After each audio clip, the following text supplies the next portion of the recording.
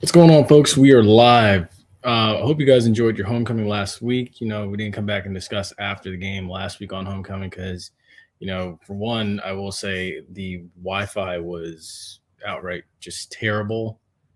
But here we are for another game. I wish I could have been at this one too, but responsibilities call and things such as that. So I'm here today watching it from home. We'll be at the Classic, though. My hope is to one day possibly get back to one of these FAMU Southern games, of course, because I know tonight's the blackout and everything like that, and it's going to be electric tonight. Although the human jukebox is not going, but it's all good. America's band will still be there in the end, so there's someone you can depend on to be there. But overall, I think it's going to be a good one. We're going to discuss it tonight. We're going to break it down. We're going to talk about players to watch, keys to victory, answering a few questions, looking at Southern's path so far. How can Southern clinch the SWAC West after an interesting SWAC West game last night between Prairie View and Alcorn? And then also too, we're going to look at FAMU's path to the FCS playoffs. Their players to watch. How winning out might just help FAMU, and how chaos may ensue in front of FAMU to allow FAMU to get into the FCS playoffs. So we're going to discuss all that. Plus, we're going to have a score prediction at the end, plus keys to victory, of course, for FAMU. So, as always, don't go anywhere. Intros next. It's going to be a fun one tonight. Let's go.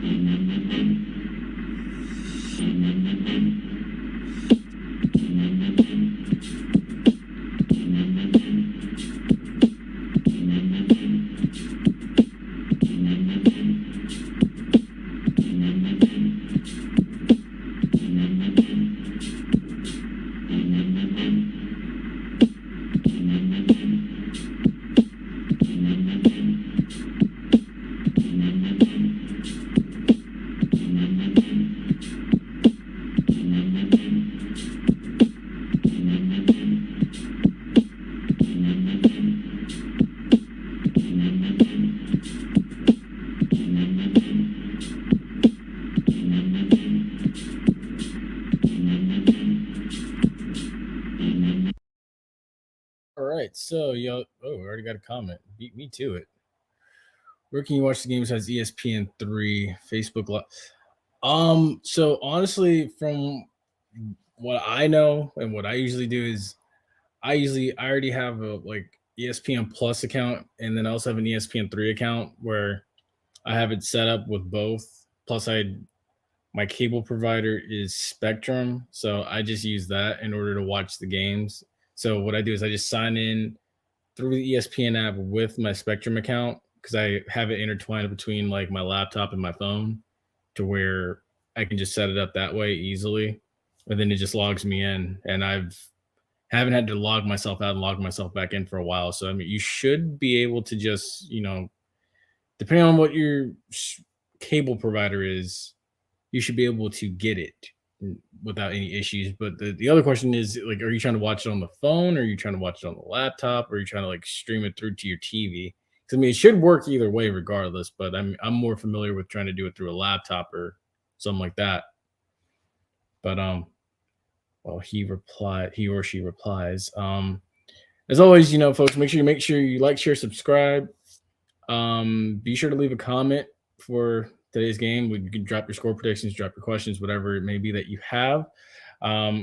Few tidbits before we put away homecoming and move on to what's ahead is couldn't discuss it afterwards, but rushing attack last week, amazing. FAMU was able to accumulate 201 yards of rushing, best rushing performance of the season. We got more comments. This is a huge game. Yeah, it's very, very. You're welcome. Yes, very huge game. Very, because on one side you have the SWAC West on the line. Southern is still in play for it because of Prairie View's loss last night to Alcorn. And then on the other side, you got FAMU who's trying to win out.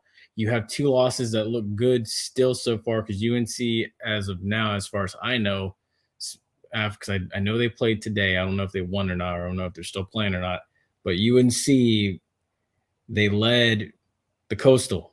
There's a chance that they're gonna be in the ACC championship. Plus Jackson State still sitting pretty at number 5 in the FCS poll. So you had two ugly losses, but in the eyes of some, when it comes to getting into playoff contention, they look good because you lost to two quality opponents.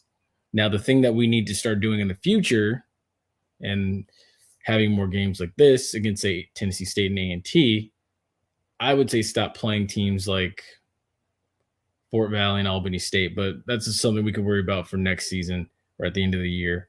But yeah, this is a huge game, a lot on the line today in Tallahassee. So a couple of facts as far as Southern goes is, last week, we saw the videos of what their players did, talking about Shador and everything like that. And then we also saw the undisciplined acts by this team when they traveled to Prairie View. And currently they still sit in a spot where they can clinch the SWAC West. They must win out. They need Prairie View to continue to lose in order to get where they want to go. They currently sit 2 games behind Prairie View in the West, but after last night, I guess that kind of changed a little bit. They average 35 points per game. To put that in perspective, FAMU averages 23. If you want to be specific for Southern, it's 34.88, but math heads, just round it up. It's 35. 221 yards of total offense last week against Jackson State. Sadly enough, it was 85 yards passing and then 136 yards rushing on the ground.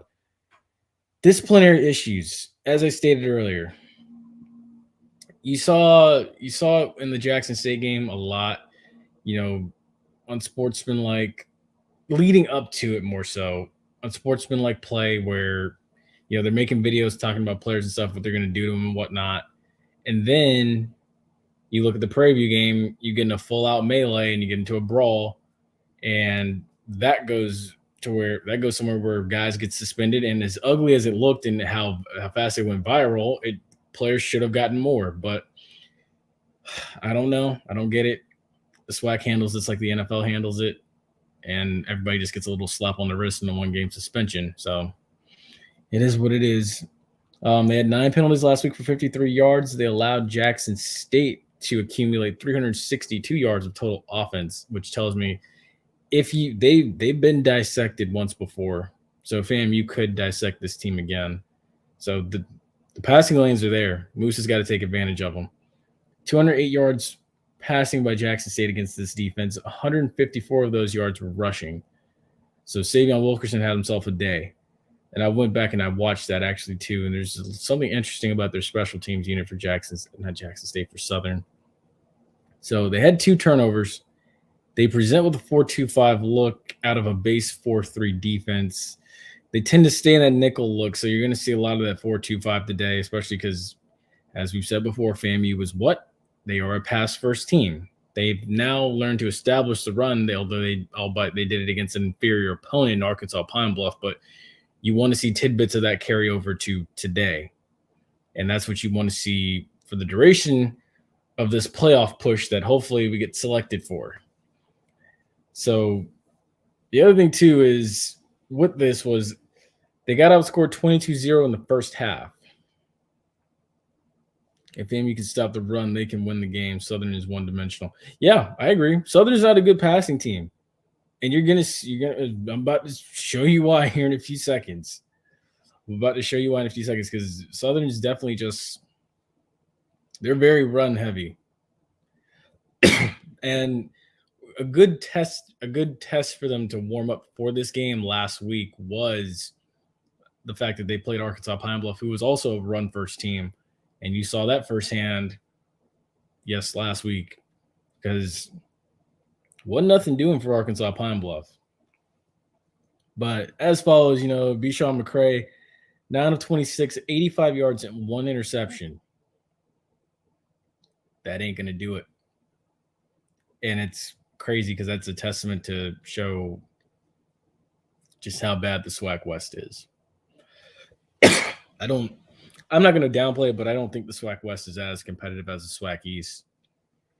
In my opinion, I think it's really just a two-headed monster between Prairie View and Southern. I mean, you have the occasional spoiler there, like Alcorn State, but no. Now, also too, as far as Southern's rushing attack goes, Carl Ligon, I guess that's a very Bayou name. 17 carries, 66 yards. Yeah, and Jared Sims, 1 carry, 52 yards. That was the lone fireworks of the day for Southern, honestly. If you go back and look at that Jackson State game, this is the biggest test since JSU. Yeah, it is.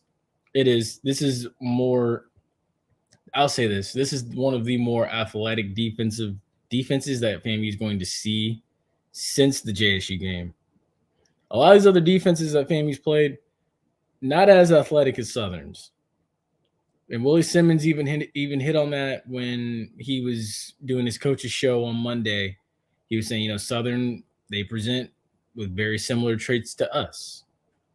They don't – now, in my opinion, they don't harp on the details like FAMU does, and not many teams in this conference do outside of Jackson State.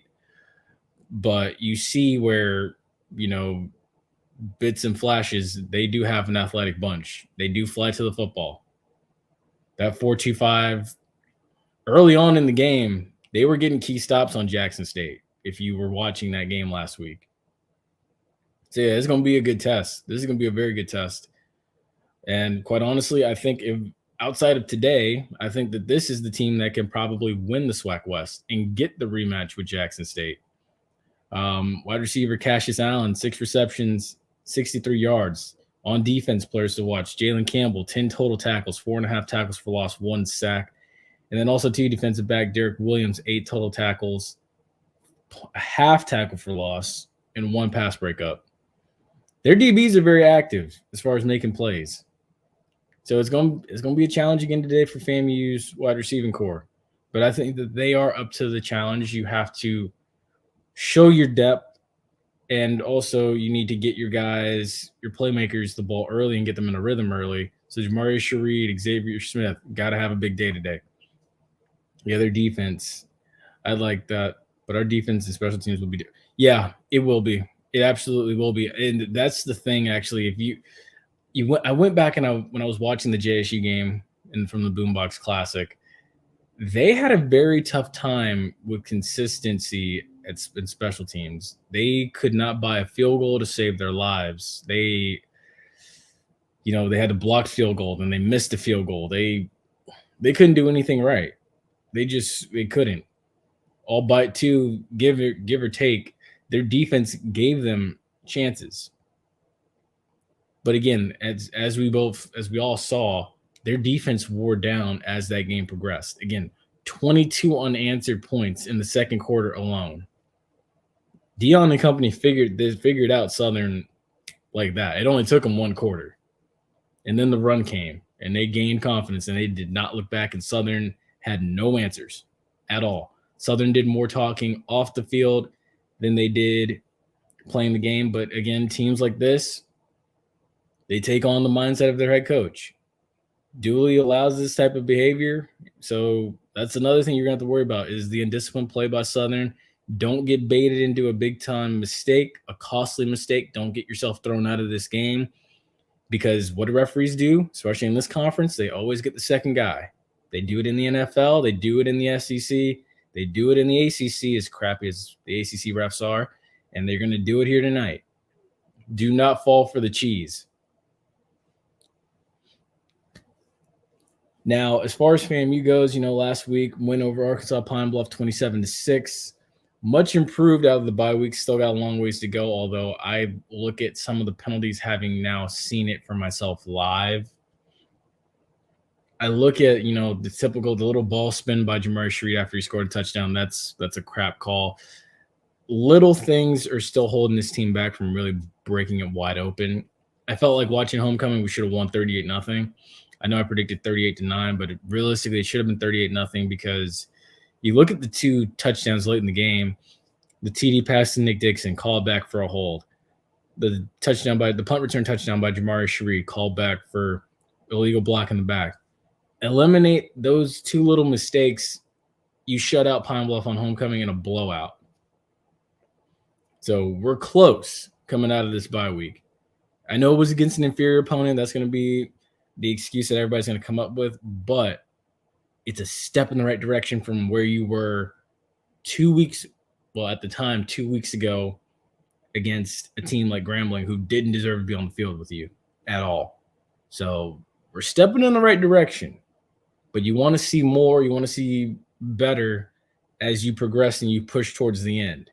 So you got to continually go up the ladder from here to the Florida Classic. You can't go down the ladder. So you got to be better. You got to start fast tonight. Also, too, you had 4 turnovers in the game, of course, but Willie Simmons did say they wanted to try something new with Xavier Smith. So, they said honestly, a lot of people criticized that play, but if Xavier Smith probably possibly even throws it a little bit deeper into the end zone, nobody's saying anything about the play. So he said when Xavier Smith said too, hopefully at some point I get to redeem myself. So we'll see. 22-5 on homecoming since 1995. 4th straight homecoming win for Willie Simmons. Xavier Smith, 297 yards away from a 1,000-yard season for the second time in his career. He had 1,000 yards, 1,159 yards in 2019. He's well on his way to another 1,000-yard season. Can he get it? I believe he can. 297 yards, that's nothing, especially if he goes crazy tonight. If he goes crazy tonight, he definitely cracks that with 2 games left on schedule. So I think he is a 1,000-yard wide receiver, and I think that he should definitely be someone, along with Isaiah Land, that should get an invite to the Reese Senior Bowl. Now, also, too, almost had 500 yards of total offense, which is a mere fact that a lot of people aren't talking about. 298 yards rushing, 201 yards on the ground. Best defensive performance of the season. You still shouldn't have to run trick plays against an inferior opponent. Keep it. Yeah, you shouldn't have to. And I think that's what's got a lot of people upset. And, Willie Simmons in his interview, because I listened to it as I was leaving the stadium, said, we wanted to try something because it was homecoming and we wanted to try something a little flashy. So, I understood. He was like, let the kids have fun with it and stuff because we're going to beat these guys anyway. But I do understand, too, that's a game where you do flex your muscles and you bury that team and you get it over with and you break their will early and often. So I agree with you. You didn't need to go to it. You didn't need to, but, I get what you're saying. But, yeah, as far as FAMU's rush defense goes, last week was the best game I had seen that rush defense play. 20 yards rushing by Arkansas Pine Bluff. You need to carry that over to today and the rest of the way. Now that's the defense I remember seeing last season. That type of intensity needs to come these last 3 games. Tonight, these last 3 games. That's what needs to come. Because I saw at one point in that game, there were guys from Pine Bluff scared to even cross the middle. They didn't want to run across the middle.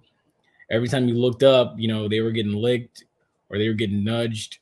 The FAMU defensive backs were letting them know, hey, we're here. That's what needs to happen. AJ is our best running back when healthy. He is. He most certainly is. And I am so excited to see what he does tonight. You gotta feed that guy. You got to feed him tonight. Let him loose because I think he can definitely get another 100. He can get 100 yards tonight. I think Terrell Jennings can get loose tonight. If you get in a goal line situation, because I remember this clear as day from last year, and I know some of you might remember as well too, last year when FAMU went to Southern, FAMU had a tough time punching it in for that last touchdown. And I kept saying, McKay, up the gut, let him keep it himself. Tom Brady's been showing us how to do this for 20 plus years. All you have to just keep it yourself and just go up the middle. And then so, they finally hand it off to Terrell Jennings and they get it. But If you get in a situation on the goal line, don't try to reinvent the wheel and go for the fade route to Manigo.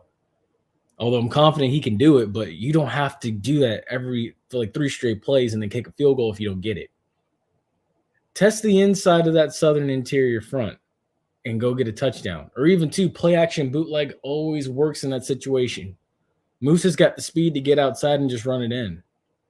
Fake it to your back or to your fullback up the middle, bounce it outside and run to the pylon. I guarantee you those Southern's linebackers and the Southern front will bite on it. So, yeah, there's definitely ways to get AJ Davis involved in company. But yeah, that's just my 2 cents if you get on the goal line, because that really just stuck with me from last year. It really, I don't know why, but it really just stuck with me because I'm just like, we are so much better than that. So just take advantage of what you're given. But we already talked about that. 7-13 on third down. Already talked about that.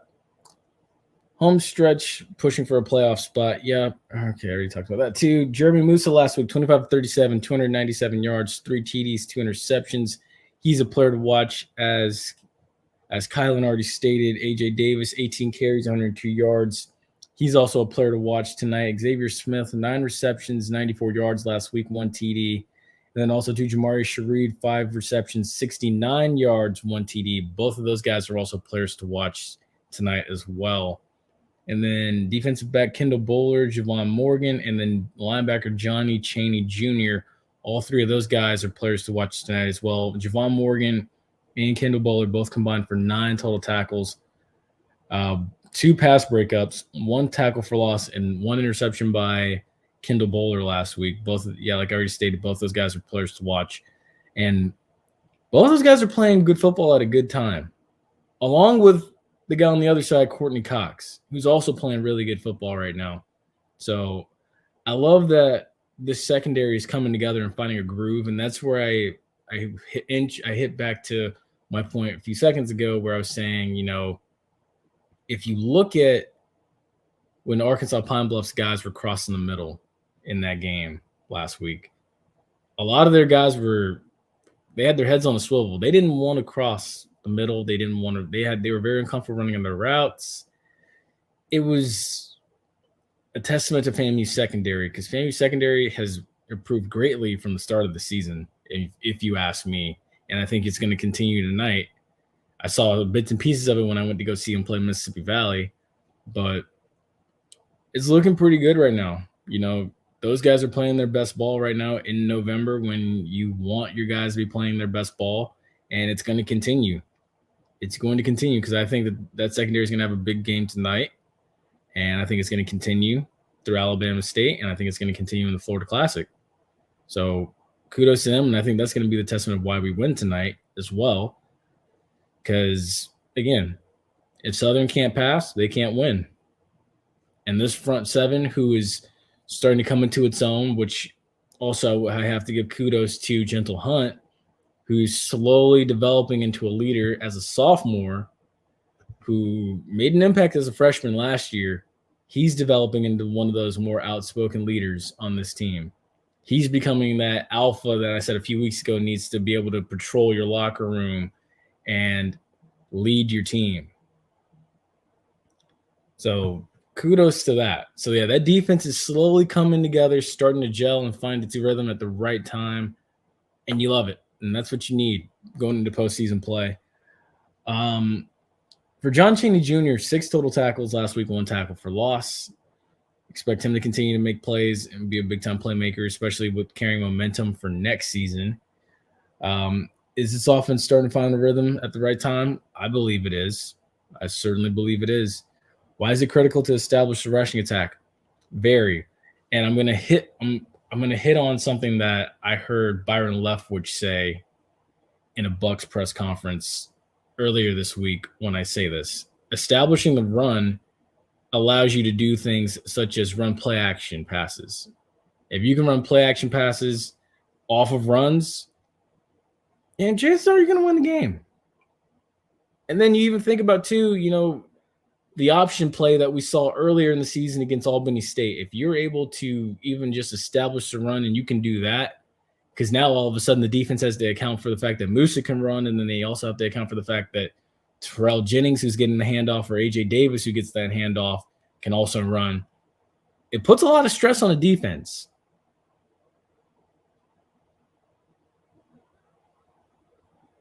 Yes, exactly. And he's a great receiving back. He's an excellent receiving back. And we found that out the first game of the season against UNC. Yes, and that's something that that's the quarterback's best friend right there. Because when all your options are taken downfield, you can easily just check it down to him, 15 yards, keep the chains moving, or even set yourself up in third and short, or even a second and short situation. Check downs are a quarterback's best friend. Check downs, play action bootlegs, quarterback's best friend. How does this O-line match up against an athletic Southern front? Simply put, you got to bring your lunch pail. You found some rhythm last week. TJ Demis and company, they found rhythm. They're slowly coming together. They're getting that experience playing together. At this point, especially like I said in the preseason breakdown, in November, you know who your players are, and you know what you are and what you have at this point. So find what you have, find that rhythm amongst that offensive line in that group, and roll with it and run what they feel is comfortable to run.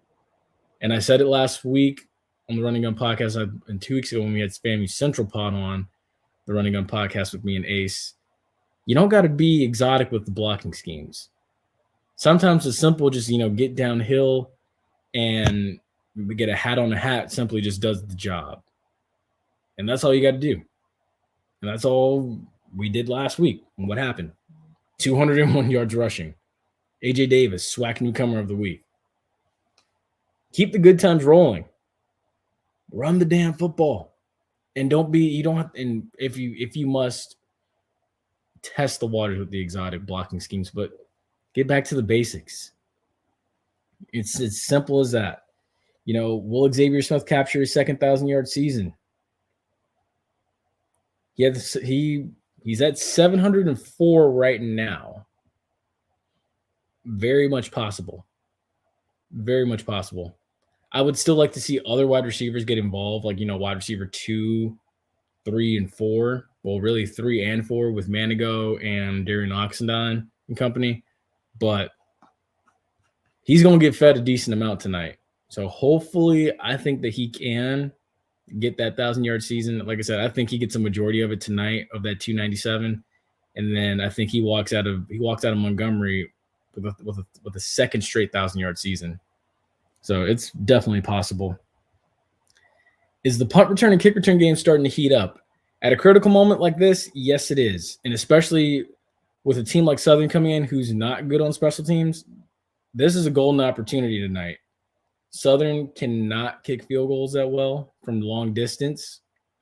And when I say long distance, I'm saying beyond the 30. So there's an opportunity here. Southern's punt coverage, you can expose them. You have one of the best in the business in Coach Chili Davis. I'm sure he's already seen the tape from the JSU game, and he's already seen where the opportunity lies. So get a hat on a hat, find the creases, and Jamari Shareed can take it to the house. He's proven it now in back-to-back seasons. So, yeah, I wouldn't be surprised if we do bust a long one for a kickoff return or a punt return tonight. The opportunity will present itself. We just got to be able to take advantage of it when it does present itself. Why must FAMU make another big leap today? Simply put, you want to make another big leap today because of playoff positioning and because you want to crack the top 25. And plus, you're extending the home winning streak to 15 games too if you do.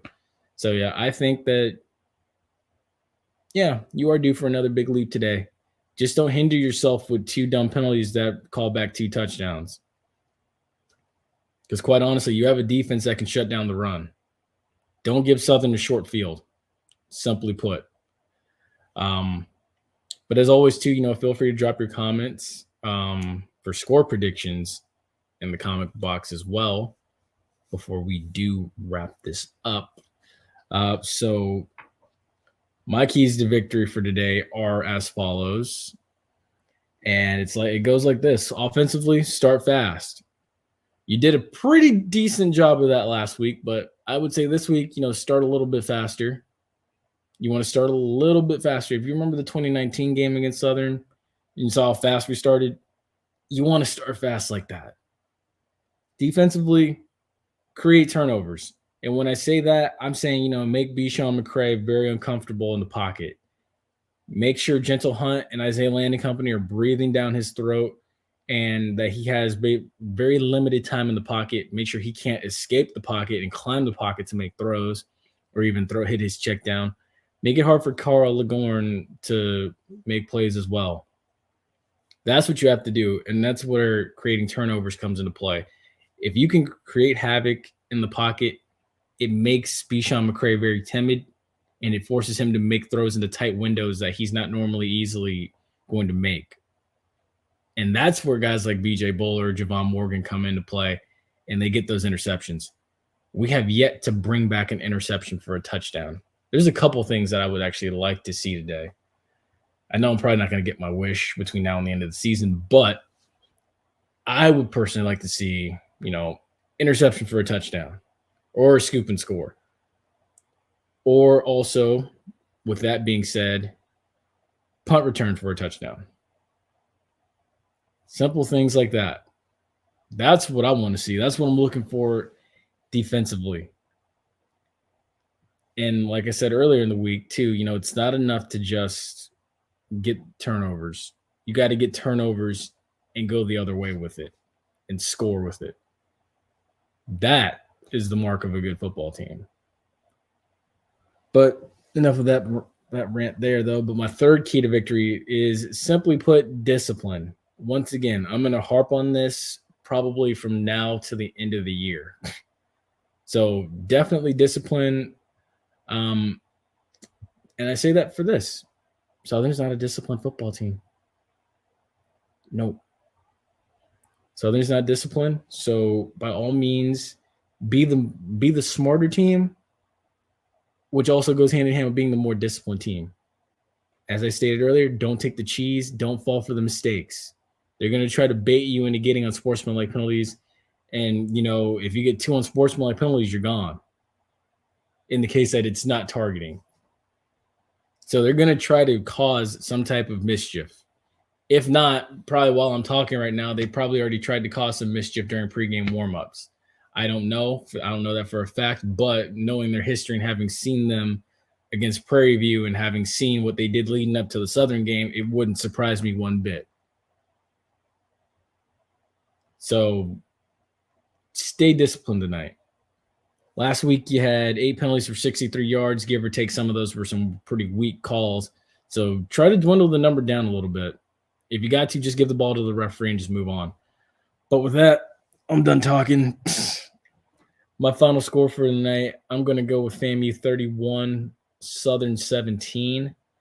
I think Southern's going to get at least 2 TDs, but FAMU's going to start fast enough to where they definitely take Southern out of this game. I think the last 2 touchdowns will be for Pride at some point late in the game. But yeah, that's what I'm going to go with. FAMU 31, Southern 17. As always, thank you for watching. We'll be back at the end of the game to discuss what went right, what went wrong. If you are on your way to the game, you got about 30 minutes to get there before kickoff. So, yeah, be safe on your drive in there. I know traffic was crazy last week. It's going to likely be crazy again this week. So do get to the stadium safely. If you're watching at home like me, I hope you've enjoyed this. I hope you've enjoyed all the other games across the country during this time of the day. If you haven't seen already, also, too, Tennessee is trailing Georgia 24-6. Number one, better wake up. Hopefully that's the score at halftime in this game and FAMU's got the lead. But yeah, as always, I'll be back after the game. Stay happy, stay blessed, and we'll see you